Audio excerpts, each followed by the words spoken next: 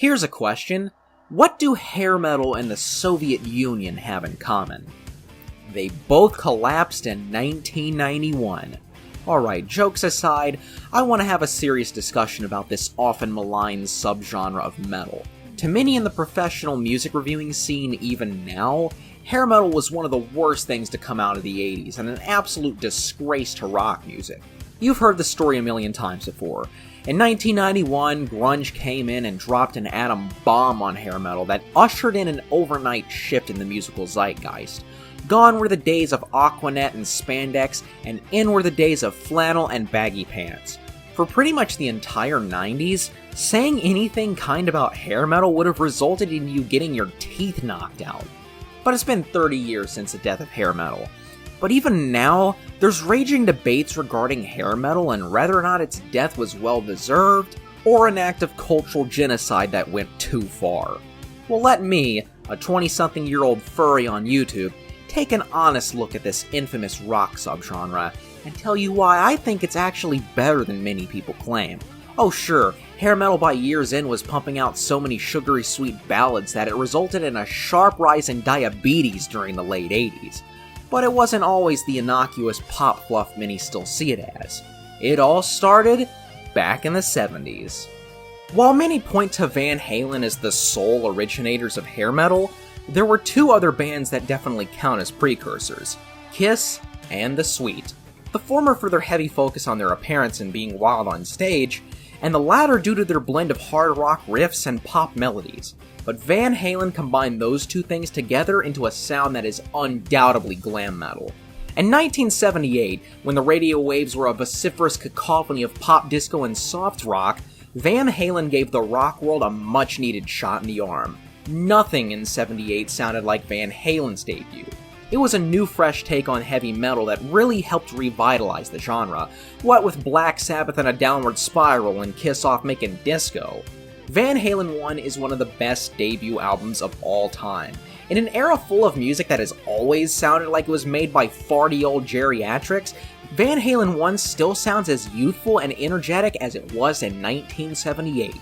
This album kick-started the LA glam metal scene, which would become a huge force in music during the 80s. The first wave of hair metal that ensued is what I always bring up whenever someone claims that hair metal is nothing but cheesy ballads bereft of even the slightest hint of metal. The period from around 81 to 85 was a golden era for this subgenre, and bands such as Rat, Dokken, Quiet Riot, and Motley Crue all have some great tracks under their belts. Early glam metal just has this vibe to it that no other genre has. I love the 80s, and first wave hair metal is some of my favorite music of that decade for whenever I want something that's heavy, but also melodic and, for lack of better words, fun. It's no wonder this genre managed to have crossover appeal with the top 40 crowd at the time, with Quiet Riot being the first metal band to hit number 1 on the Billboard via their 1983 album Metal Health. Come On Feel the Noise was a smash hit that year, and with good reason. You'll have this song stuck in your head for days, and honestly, that's not a bad thing. This is something the bevy of poptimists on YouTube need to understand. A song can be catchy without relying on vacuous trap beats and auto-tuned vocals that are pushed so far up in the mix that the lead singer might as well be whispering in my ear. Glam metal does catchy right, while not losing out on the heaviness. Well, that is until Bon Jovi came along.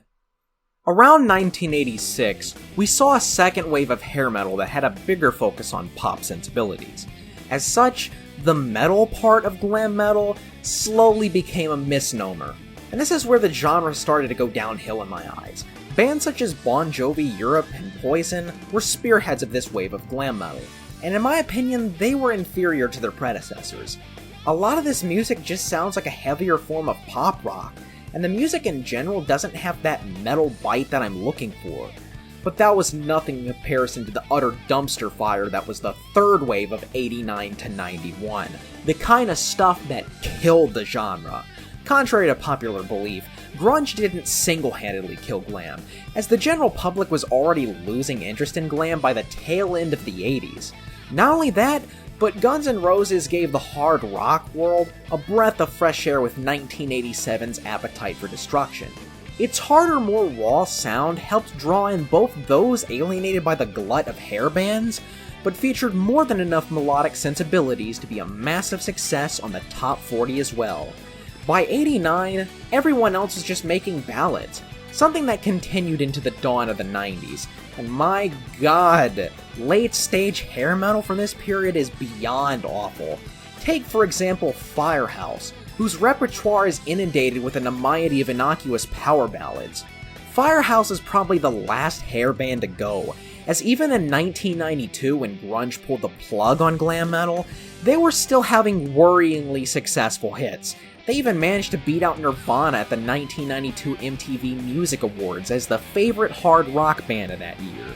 Now look, I'm not the biggest fan of Nirvana, but I'd take them any day over the fucking week over Firehouse.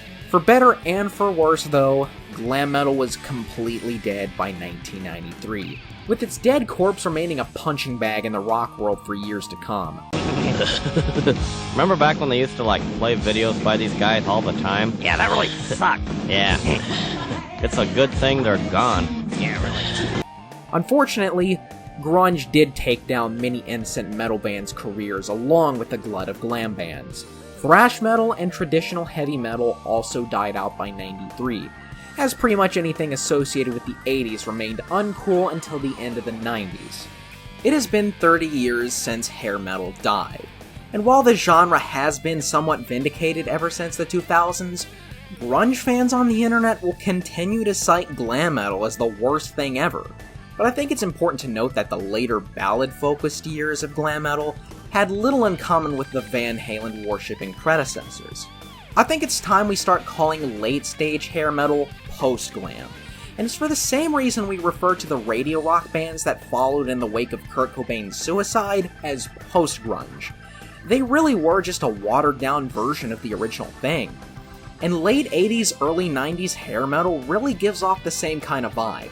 Whereas bands such as Motley Crue and Quiet Riot were loud and in your face, Firehouse and Nelson might as well have been sold over the counter as an alternative to sleep medicine. But let not the late stage stuff distract from the greatness that was first wave hair metal. A truly unique style of melodic metal with tons of great tunes. It pains me that there are still people stuck in 1994 who write off all hair metal as pop fluff. Let's not act like grunge was perfect, because it really wasn't. I could do without Eddie Vedder's awful vocals or Kurt Cobain's lack of guitar skills, and grunge, much like hair metal, became watered-down radio rock as the years went by. Believe it or not, but it's okay to like both grunge and hair metal. Nobody is stopping you except for the closed-minded fanboys you surround yourself with. I also wouldn't listen to what the professional critics in the mainstream have to say, since they're the kind of hypocritical dipsticks who repeatedly give praise to teen pop acts.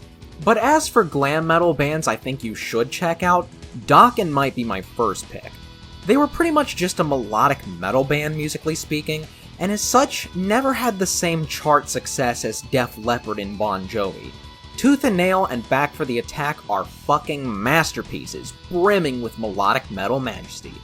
Dare I say, Dokken might just be one of my favorite metal bands, period. They're really good. Early Motley Crue is something I'd also recommend wholesale. Too Fast for Love and Shout at the Devil are outstanding barrages of sleazy metal. And while I'm not a big fan of their later stuff, Def Leppard's first few albums are great. Pyromania was, in my opinion, Def Leppard's last good album, as it features a better blend of melodic and metallic sounds. Their follow-up Hysteria is just a morbidly overproduced cheese fest, and I only like about 2 or so tracks off of it. As for later hair bands, Stryper is surprisingly good. I'm personally not religious, but I do appreciate how they blended heavy metal and Christianity together, much to the chagrin of no fun allowed fundies. A band that's honestly much better than many people claim. I think Skid Row are the towering kings of the dying scene from '89 to '91. Their debut was far better than any other hair metal albums being released in '89, and their 1991 follow-up Slave to the Grind is one of my favorite metal albums of all time. I personally don't classify it as hair metal, but I still think it's worth mentioning. So don't get me wrong here. Hair metal was a quantity over quality affair that needed to die by the turn of the 90s. The scene had just been far too watered down to be considered metal anymore, and most of the effort here was being put into the infamous androgynous look, which I will say is actually aged a lot better than some claim. The fact that some of these bands were borderline femboys back in the 80s is something that I, a member of the LGBT community, has to applaud, even if it wasn't originally intended that way. But anyways, the moral of the story is that hair metal's golden years still hold up in my opinion, and I think it's time for those die-in-the-wool grunge fanatics to give the genre a proper look and not just A-log the hair farmers from the genre's dying period. Early glam metal is just pure, good old melodic metal, and I think it's also good for newcomers who want to get into metal in general. I mean, it kinda was for me growing up with GTA Vice City as a wee little lad. So do yourselves a favor, give the glam metal genre a proper look, and ignore what it became by year's end, because this genre might just win you over.